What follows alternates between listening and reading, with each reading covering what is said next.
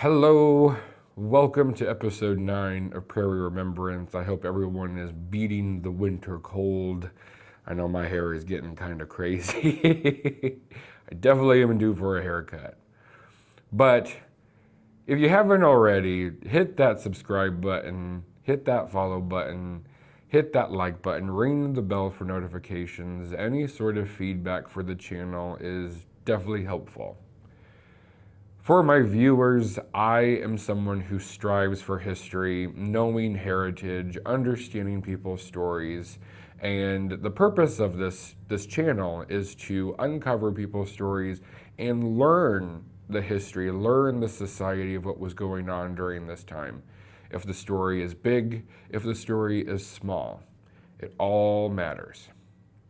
In Sugar Tree Grove, 2 of my ancestors are buried out there, and their headstones have been neglected. And so we cleaned the headstones and researched them. This family is the Cofflands, and we will be going through 3 generations of different Cofflands that have settled in Ohio to Illinois, even to Idaho. I find some of their stories very interesting, and it gives us a lens, even if the information is small, of what was going on with them during this time. So, if you're interested in hearing about the Cofflands, come with us on this journey as we uncover their stories. Lancelot was born July 19th, 1803 in Virginia to James and Eleanor Potts Coffland. Between 1815 to 1819, James and Eleanor and their 5 children relocated to Belmont County, Ohio. Lancelot married Eliza Beckett July 12, 1827 in Jefferson County, Ohio. The earliest I could find was the 1850 census, where Lancelot was age 46 years old and listed as a laborer living on a farm in Warren Township, Jefferson County, Ohio. 1860 census, he was 56 years of age and listed as a farmer in Goshen Township, Belmont County, Ohio. In 1868, age 65, Lancelot, Eliza, and several of their adult children moved to Warren County, Illinois. The 1870 census shows us, as you can see, a misspelled Lancelot. Here it says Lucinda, which are some things that you will find when you're doing your own ancestry, possibly misspelled names. But nevertheless, Lancelot, Eliza, and their 2 sons, Martin and George W., are living together in Monmouth, Illinois. Before Lancelot's death, it is speculated that Lancelot and Eliza moved in with their daughter, Susanna, and her family to help with children and the farm in Hale Township, who we will eventually discuss later in the episode. Lancelot dies on June 29, 1872, in Hale Township, Illinois. He was 68 years old. Eliza would travel back to Ohio in Burr Mills, Belmont County, to visit friends and family in the early part of winter. During the visit, Eliza passed away at the residence of her son, James William Coffland. She is buried at Ebenezer Cemetery in Goshen Township, west of Bethesda. The eldest son of Lancelot and Eliza is James William Coffland, who was born the 17th of April, 1829, in Belmont County, Ohio. He was named after his 2 grandfathers, James Coffland and William Beckett. He marries Sarah Ann Varner on March 21st. He had 6 children with her. They are listed in the Goshen Township census for 1860, and like his father, Lancelot, he was a farmer as well. His wife, Sarah Ann, would die 13 years after their marriage. In 1866, Mr. Coffland would marry his second wife, Lorinda Lantham, and have 6 children with her. James would enlist in Company K and serve for 7 months in February 1865. In that same year, he opened a general store at Newcastle, Ohio. Then 2 years later, he moved to Hunter, Ohio, and lived there for 7 years. 1875, he would change location to Burr Mill until 1884, finally living in New Athens, Ohio. Here, he went into a partnership with his son in September 1888. It was called J.W. Coffland and Sons Cigars. In one newspaper, it says they sold over 18,000 cigars on Saturday, May 1st. From the Coffland Chronicles, it stated that a fire broke out in New Athens, which destroyed a large building owned by John Dunlap Jr., which was firmly known as the Era Hotel, adjoining of J.W. Coffland and Sons business. His loss was fully covered by insurance. James W. Coffland would pass away March 15, 1901, in New Athens, Ohio. The second child of Lancelot and Eliza is Elizabeth Ellen Coffland, who was born February 5, 1830. She is named after her two grandmothers, Elizabeth Beckett and Eleanor Potts Coffland. She married James Webster on April 9, 1850, in Jefferson County, Ohio. Elizabeth and her family are listed in the Warren Township, Jefferson County, and James Webster was known as a spinner. Now, what spinners were during this time were primarily industrial textile workers specializing in cotton, wool, flax, and turning it into thread and yarn. The Websters would travel with Lancelot and Eliza to Illinois, where the Websters are listed in the Spring Grove census. Now, when Spring Grove Township laid a place called Gerla, it was a established farm on May 2nd, 1871 by R.W. Gerla, whom bears its name. James Webster erected an ice house in Gerla for those who needed ice in the future, and also a store called Webster, Miller, and Johnson. James Webster, though, would pass away due to his injuries involving a horse kicking him. In his will, he left all of his estate to Elizabeth, which was $4,000 at this time. Elizabeth Webster is noted to be the oldest voter in Spring Grove Township at the age of 90 years old to cast her first vote for president on November 3rd, 1920. Elizabeth died on the 23rd of August, 1924 in Gerla. Elizabeth and James have a shared headstone in Gerla Cemetery outside of the town Gerla. Now, John Milton Coffland is the third child of Lancelot and Eliza. He was born January 7th of 1833 in Belmont County, Ohio. John Milton married Melinda Elmer Varner March 1st, 1855 in Barnesville, Belmont, Ohio. John was the first of Lancelot and Eliza's children who would leave Ohio and go west. In 1858, John, Melinda, and their son Lancelot Columbus joined Melinda's family as they migrated by covered wagon from Belmont to Lynn County, Iowa. John enlisted into the Union during the Civil War on August 10, 1862 in Company A, 31st Iowa Volunteer Infantry. He was discharged July 2nd of 1865. In June of 1883, John M., a resident of Iowa, applied for the military pension based on a service-related disability from the disease of the eyes, and it was due to the cold at Helena Ark, November of 62. He also applied for a disease of the lungs at Vicksburg, Mississippi in 63. Melinda would pass away in April 18th of 1885 after her death. John Milton then would marry his second wife, Julia Ann Seth, October 27th of 1887.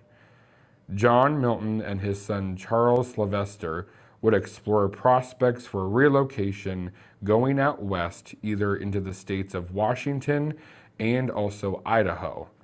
They wanted to relocate there permanently, and two of his other sons, Ross and Ansel, would eventually join them out west, while his oldest son, Lancelot Columbus Coffland, stayed in Iowa. John Milton acquired a 160-acre land on July 11th of 1892 in Whitman County, Washington, and then later on sell that land and move over to Idaho on November 26th of 1904. He obtained a homestead with 40 acres of land in Idaho County, Idaho. Now, also another thing about this section of the family, Julia's daughter, also known as Julia Bidcar Stewart, married Charles Sylvester Coffland, who is the son of John Milton. So, in other words, it's stepbrother and stepsister marrying each other. Julia Ann Seth, wife to John Milton, dies January 5th of 1906, and she's buried in Cul-de-sac, Idaho.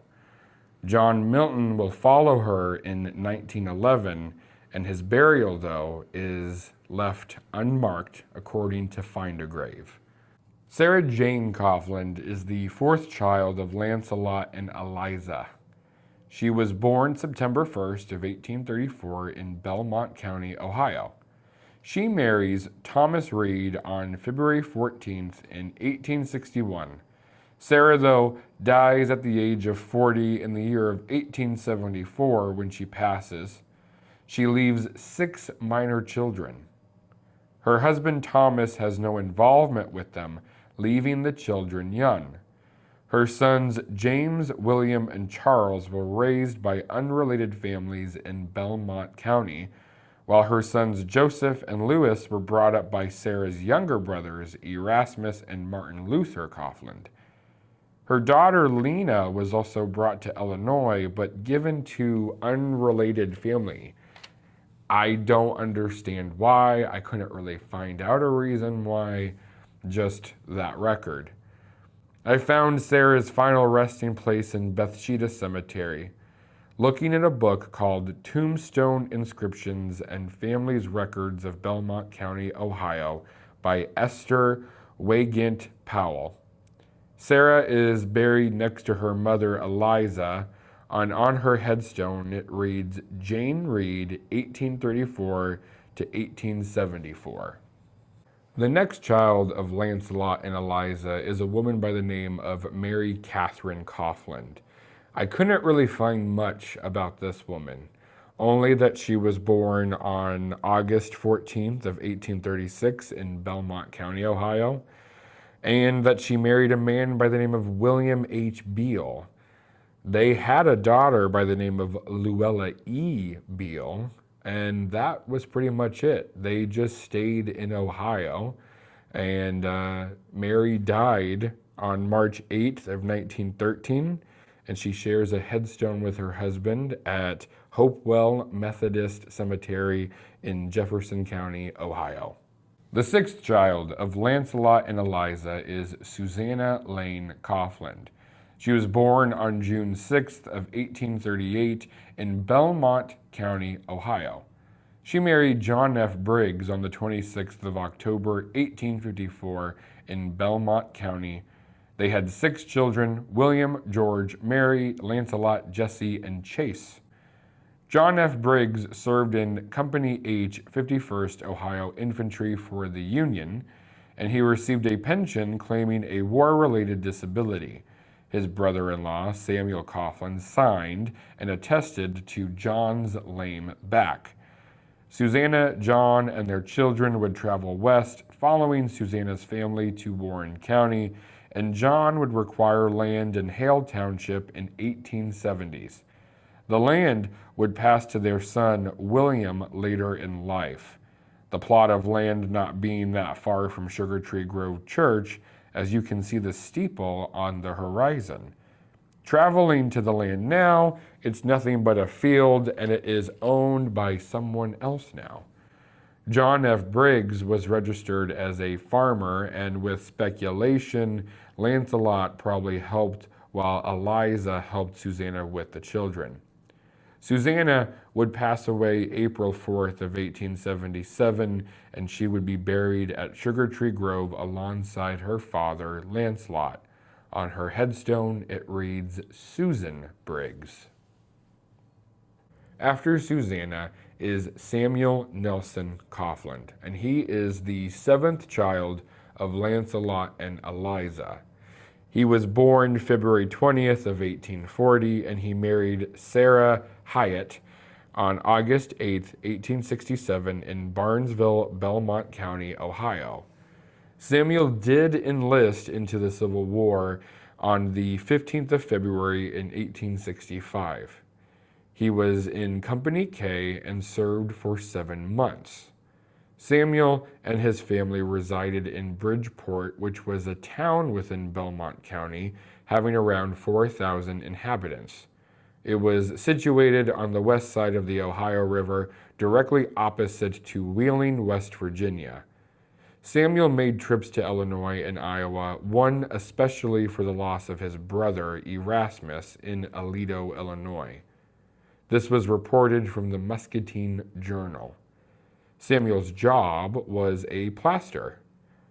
And Samuel died on December 17, 1924 in Wellsville, Ohio. On his death certificate, he died from cancer of the stomach, and he is buried in Bridgeport, Ohio. The next child is George Washington Coffland, and he is the 8th child of Lancelot and Eliza. He is my connection to this family. He is my great-great-great-grandfather, and he is also 6 generations from him to myself. George Washington Coffland was born on January 12th of 1842 in Belmont County, Ohio. George, at the age of 22, was a resident of Vinton in Benton County, Iowa. He enlisted as a private in Company B, 17th Iowa Infantry. He is also enlisted in Company A, 31st Infantry Regiment on April 13, 1864. Eventually, he was promoted to corporal July 1st, 1865, and discharged on July 25th of 1865 at Louisville, Kentucky. This research all comes from the Civil War Research Database. In 1870, he is shown to have residence with his father Lancelot, mother Eliza, and brother Martin Luther in Monmouth, Illinois. He is also listed to have residency on Garden Street, East Main, also in Monmouth, Illinois. After his father Lancelot dies in 1872, that same year he marries Ida May Eccles on December 30th. George, at this time, was 30 years old, while Ida was 17 years old.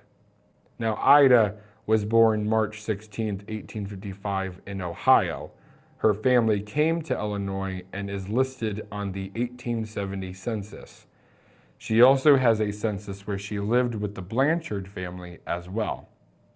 After her marriage with George Washington Coffland, there is a census in 1880 living with George and their 2 sons, Oliver and Carl.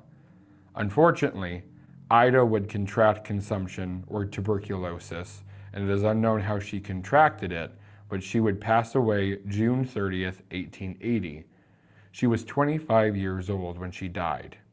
It is suspected, with how tuberculosis was handled, that she is buried in a field east of Gurlaw, potentially with other victims of the disease. There is no headstone or no grave marker that indicates where young Ida is at. Now, George applied for a pension from his residence in Warren County in the line of duty near Atlanta, Georgia. He contracted rheumatism caused by exposure during Sherman's march. He claimed to be severely disabled. The pension was not granted, and George then decided to leave Illinois and live in Iowa. Although he didn't take his 2 sons with him, Oliver, who was born 1873 in Gurlaw, was only 7, while Carl, born 1875, was only 5. The 2 brothers were separated, given to family members to raise, and those family members are unknown. George would settle in Des Moines, Iowa, and marry his second wife, Ellen Bell Wool, on February 14, 1886.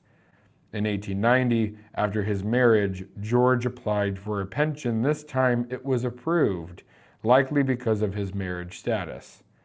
In 1905, there is a record that shows George Washington Coffland and his wife Ellen attended his sister's Elizabeth's 55th anniversary with her husband James Webster.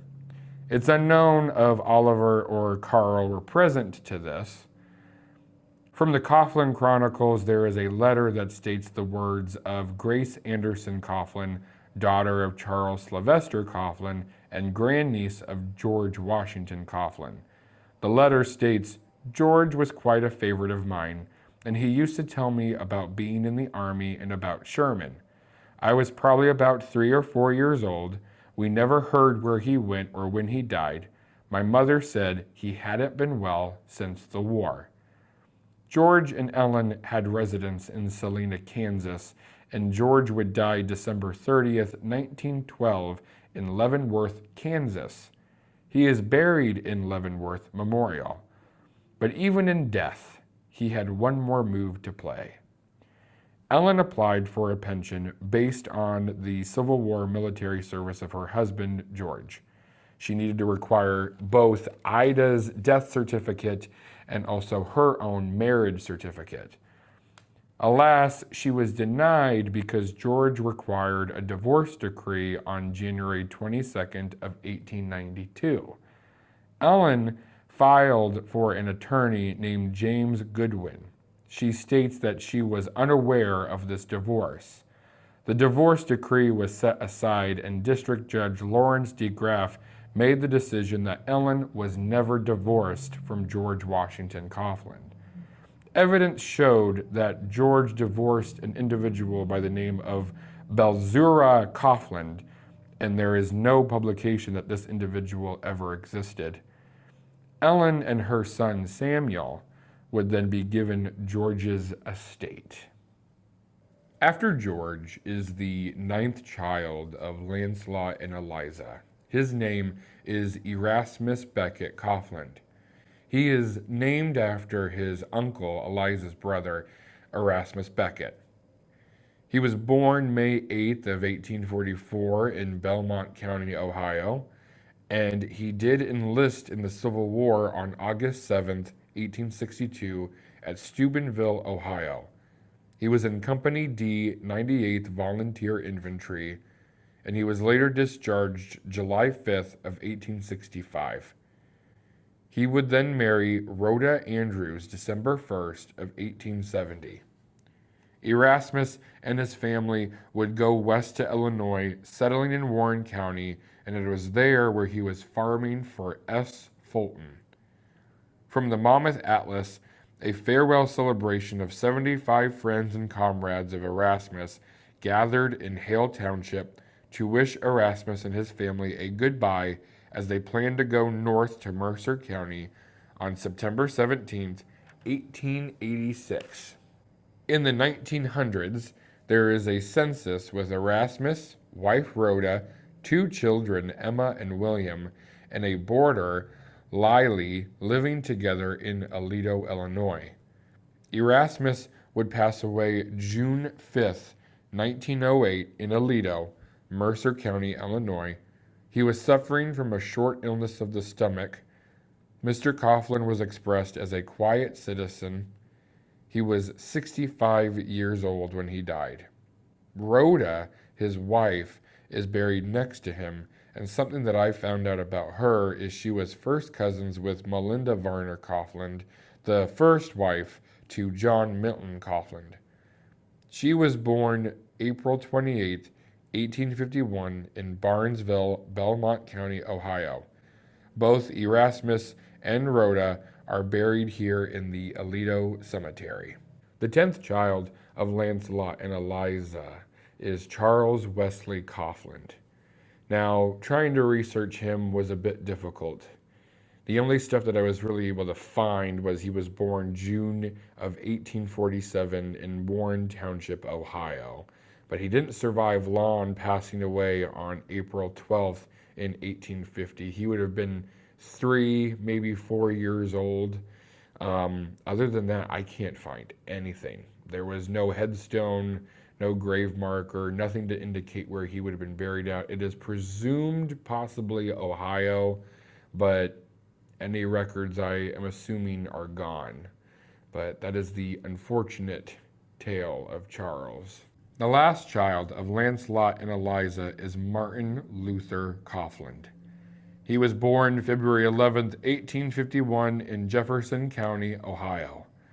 Being the youngest son, he spent most of his life farming with his father. In 1868, he came west to Illinois with his family, and in Spring Grove, he worked for R.W. Gerlaugh's farm. Around the time of his father's death in 1872, he moved to Mercer County, 5 miles outside of Aledo, Illinois. He married Phoebe Finley February 21st, 1872. They had several children together. In the 1880 census, Martin Luther's nephew, Joseph Reed, son of Sarah Jane, is living with them. Martin spent his life as a farmer, and he would pass away December 23, 1914, in Aledo. He was suffering from an illness that lasted over a year. Like Erasmus, he was praised as a high-respected member of Aledo. His wife Phoebe would live until 1940, and their son, Harry Coffland, he was enlisted in World War I as a veteran. Harry Coffland died in 1956. In January, he was killed in a head-on accident outside of Aledo near Little York. The other driver was intoxicated and rammed right into Harry. You can find the 3 of them in Aledo Cemetery, Illinois. And this ends my research for the Coffland family. All started just because of finding my 7th generational grandfather, Lancelot. He would be my 4th great-grandfather. I think that's right. But all of this was done because of him. And it is interesting to see, almost having a lens in their life, to see what they were all doing. Some of them were farmers. Some of them were Civil War veterans. And some of them were just trying to see what prospects they could make. All in their own respected counties. If you enjoyed this journey, if you enjoyed these stories, thank you for listening, and we will see you for the next episode of Prairie Remembrance. Goodbye.